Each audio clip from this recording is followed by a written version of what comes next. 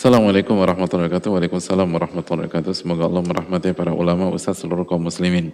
Semoga Allah memudahkan kita untuk mengamalkan.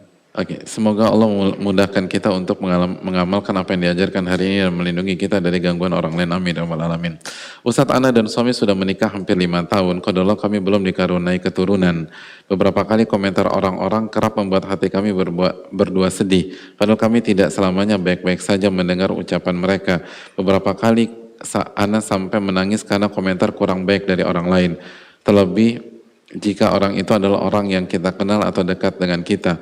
Mohon nasihatnya Ustadz dan mohon doanya para jamaah semua agar Allah mudahkan kami memiliki keturunan. Hadirin Allah muliakan,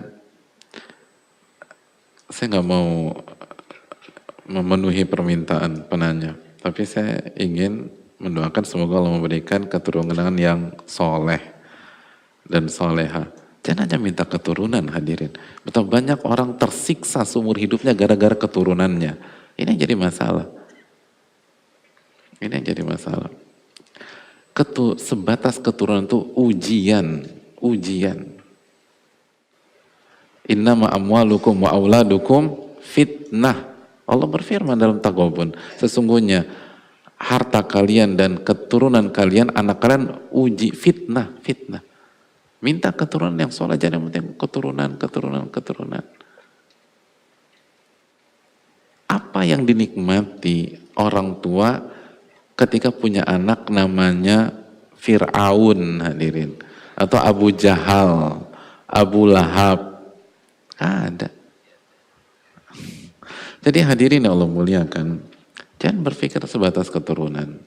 Minta keturunan yang soleh. Kita tahu setiap Jumat antum baca surat Al-Kahfi. Lihat bagaimana kisah Nabi Musa dan Nabi Khadir. Jamaah yang Allah muliakan. Jangan berpikir seperti orang yang belum belajar. Kita nggak pernah tahu. Yang poin paling penting dalam masalah ini tentang masalah hati kita pautkan kemana, itu poinnya. Ketika hati kita pautkan ke Allah dan kita yakin Allah yang maha tahu, yang terbaik buat kita, Allah yang maha baik, Allah yang maha pengasih lagi maha penyayang. Dan kita ingat surat Al-Baqarah ayat 216, wa asa an takrahu syai'an wa huwa khairul lakum wa asa an tuhibbu syai'an wa huwa syarrul lakum wallahu ya'lam wa antum la ta'lamun. Bisa jadi yang kalian tidak sukai itu yang terbaik buat kalian, dan bisa jadi yang kalian sukai itu buruk buat kalian. Allah yang maha tahu, kalian gak tahu apa-apa. Siapa yang bisa memastikan kalau kita punya keturunan itu yang terbaik buat kita? Siapa yang bisa pastikan anaknya soleh dan soleha? Gak ada. Oleh karena yang paling tahu itu Allah tabaraka wa ta'ala. Ini masalah ini bukan masalah ucapan manusia. Ini masalah kekurangan iman kita terhadap takdir Allah. Kekurangan yakinnya kita bahwa Allah yang paling tahu yang terbaik buat kita. Dan ini bukan masalah ucapan manusia, tapi terpautnya hati kita ke ucapan manusia. Gak bisa, gak akan bahagia. Jangan pautkan hati kita ke ucapan orang. Pautkan hati kita ke apa yang membuat Allah ridho dan apa yang membuat Allah gak ridho. Itu fokus ke sana. Aisyah radhiyallahu gak punya anak, hadirin. Aisyah. Tanya semua wanita yang berkeluarga, berumah tangga. Secara umum, mereka ingin punya anak. Apalagi kalau suami mereka tuh baik, suami mereka soleh. Sebuah kehormatan atau kebanggaan bagi banyak wanita itu ketika bisa memberikan anak kepada suami yang baik dan soleh. Lalu bagaimana perasaan Aisyah ketika beliau bersuamikan Rasulullah SAW?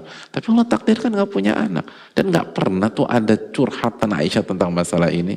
Gak pernah ada, setahu saya tentu saja, kalau ada yang punya riwayat tolong dikasih tahu. Tapi saya belum pernah ngeliat ada hal demikian. Sampai terpukul, sedih segala macam, gak ada. Karena yang paling tahu itu Allah tabaraka wa ta'ala, bukan kita. Kalau kita benar-benar meresapi bahwa kita ini hamba, kita nggak ngerti, yang ngerti itu Allah. Dan Allah sudah kasih yang terbaik, udah bismillah jalankan, gak ada masalah. Gak ada masalah. Ini bukan masalah ucapan orang, ini masalah hati. Kemana hati kita labuhkan?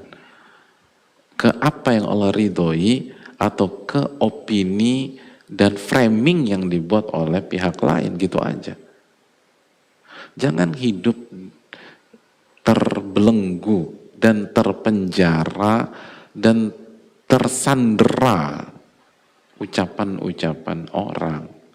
Gak akan bahagia kita kalau hidup kita tersandera ucapan orang. Makanya ikhlas itu kebutuhan, bukan hanya kewajiban. Kalau ingin bahagia, ikhlas jalannya. Dan dengan ikhlas kita tidak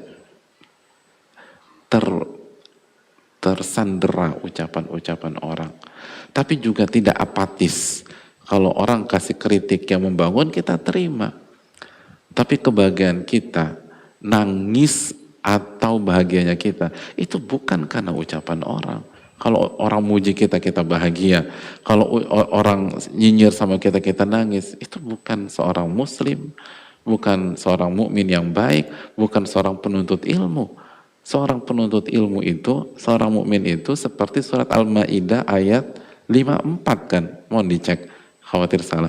Apa kata Allah? Wala yakhafuna laumata laim. Mereka enggak peduli dengan celaan para pencela. Wala yakhafuna laumata laim. Mereka enggak khawatir dengan celaan para pencela. Wala yakhafun laumata laim. Makanya Al-Imam Ibnu Qayyim menjelaskan bahwa penuntut ilmu, benar kan? Al-Maidah 54. Iya, Al-Maidah 54. Wala yakhafuna laumata laim. Oleh karena Ibnu Qayyim rahimahullah dalam kitab beliau menjelaskan bahwa penuntut ilmu, orang-orang besar, orang-orang mencari kemuliaan, itu celaan orang, nyinyiran orang tidak akan menghambat dia dari mengejar tujuannya. Gak ada.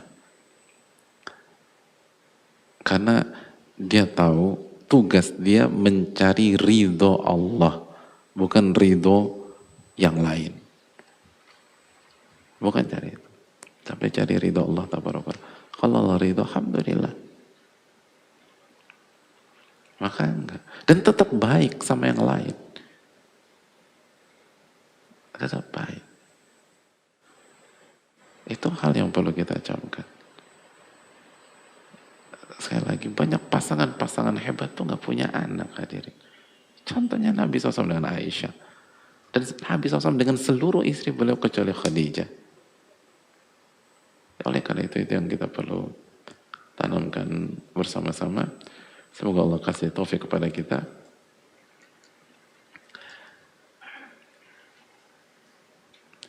Semoga kita memberikan, semoga Allah memberikan kita kebaikan, dan lagi-lagi jaga hal ini dan jangan jadi pribadi yang mengganggu, tapi rubahlah. Kalau kita merasa ini kayaknya saya banget, jangan putus asa. Wala taqnatu min rahmatillah. Jangan putus asa dari rahmat Allah. Jangan putus asa. Innallaha yaghfiru dzunuba. Allah menghapus dosa, tinggal dirubah aja. Tinggal minta pertolongan sama Allah Subhanahu wa taala. Ini yang bisa saya sampaikan. Subhanakallahumma wa bihamdika, asyhadu an la ilaha illa anta, astaghfiruka wa atubu ilaik. Assalamualaikum warahmatullahi wabarakatuh.